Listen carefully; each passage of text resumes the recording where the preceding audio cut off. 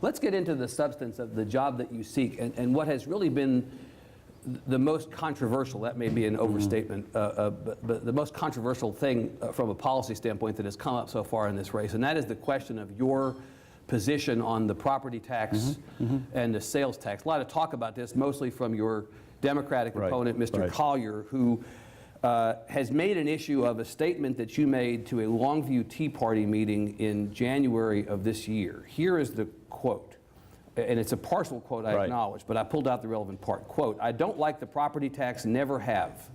I think we should replace it. The best thing to replace it with is a consumption type tax, a sales tax per se." What is being said of you in sort of the simplified version is that you want to get rid of the property tax, raise it, and replace that with an increase in the sales tax. Is that an accurate characterization of your position? An accurate characterization is, I've said something similar to that quote ever since I really ran for office back in 2002. That I firmly believe the property tax is very cumbersome. It's very troubling for homeowners, for business owners.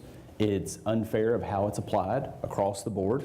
It's obviously the controller's office through the appraisal methods for school financing to make sure that each district is appraising at its appropriate level for school finance purposes. That's important. And training across the board. So there's lack of consistency. It's difficult for property owners. And I firmly believe it is one of the more difficult taxes here in the state of Texas. And the fact is, I think it harms our economic development. But as we all know, and as I have said in numerous other conversations, and as you said, that's one tidbit that's taken out. Of the quote. And I thought you were going to give the Nike reference, just do it, because I said that as well, because the question is, how do you get there? And I've said over and over in other conversations that this is something that has to start in the House of Representatives. It's the House of Representatives that creates a tax change, and then ultimately to the Senate, and ultimately, so the comptroller doesn't necessarily have the ability to flip a switch on and off.